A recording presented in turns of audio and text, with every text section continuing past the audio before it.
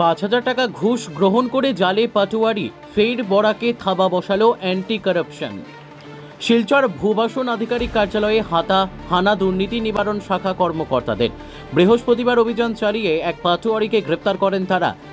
ঘুষ নেওয়ার সময় নুরুল হক বড়ভূইয়া নামের এক পাটোয়ারিকে হাতে নাতে গ্রেপ্তার করেন কর্মকর্তারা। নুরুল হককে ৫,০০০ টাকা উৎকোচ নেওয়ার অভিযোগের ভিত্তিতে গ্রেপ্তার করা হয়। বর্তমানে জোরকদমে জিজ্ঞাসাবাদ চালিয়ে যাচ্ছেন দুর্নীতি নিবারণ শাখার কর্মকর্তারা। জানা যায়, কাশীপুর এলাকার আক্তার হোসেন নামে এক ব্যক্তির কাছ থেকে ৫,০০০ টাকা নিয়েছিলেন। ভারতমালা সড়ক নির্মাণে জমি অধিগ্রহণের বিষয়ে এই টাকার চাবি দাবি করেছিলেন পাটোয়ারি বড়ভূইয়া বলে সূত্রের খবর। Bureau report, SB Times news. সেটা শুনিয়ে আমি খুব বেশি আনন্দিত হয়েছি এবং সেই কথার উপরে আমি মাননীয় মুখ্যমন্ত্রীকে আমি ধন্যবাদ জানাই, যেটা আরও আগে হইতো আসলো। শুধু নুরুল নাই, আরও অনেক নুরুলের মতো আরও অনেক আছে।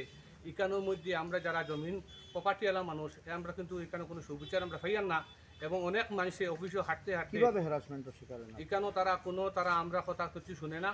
যারা তারা সেটেল মানুষ আছে, তারা লাইনের মানুষ আছে, তারা এই লাইনের মানুষের মাধ্যমে সব কিছু কাজ করে। আমরা ডকুমেন্ট দিলে তারা ফালিয়ে রাখে।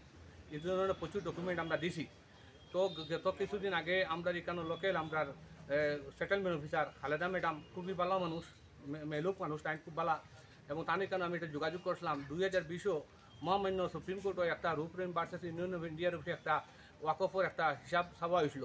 সেটার মধ্যে তারা দিয়া দিচ্ছেন এমনি তথ্য জানবার আইনে, সেগুলো আমি কালেকশন করছি। করার পরে এখানেও তারা রিপোর্টে যেগুলো নাম উল্লেখ করছে সেই নাম অনুসারে এবং রেকর্ডও নামে মিল খায় না।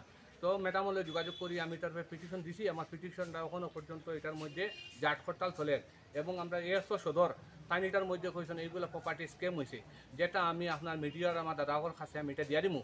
তো এখানোর মধ্যে আমি ওটাও সরকারের কাছে চাই আর যে এখানোর মধ্যে পাটোয়ারিটা আসলে তারা অত পাওয়ার করতে কি পায় এবং তারা যেটা কয় ওটা অফিসাররা হয়তো নানান দায়িত্ব দেওয়া হয়, তারা তো সময় থাকে না এটা দেখার লাগিয়া। পাটোয়ারিরা কীরকম জুলুম বাজে তারার কাছে বই থাকে, তারার কাছে সেটা বই থাকে, তারা নামজারি করে, তারা ম্যানেজ করলে তারা এই নাম অন্য নামের তলে একটা নামটা উঠাইয়া দিয়ে যায় গিয়া, পরে এটা ক্যান্সেল করতে নানান সমস্যা হয়।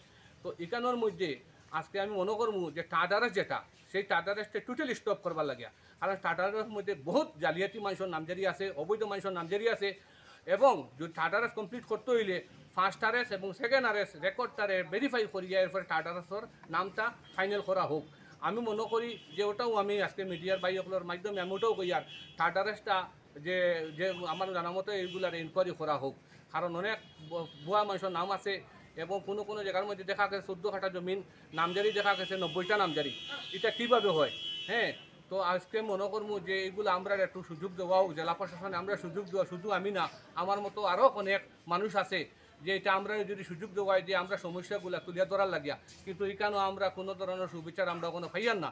আর যখনও সরকার পরিবর্তনের সরকার যখন আইছে, আমরা আশাবাদী যে আমরা সঠিক বিচার আমরা পাইমু।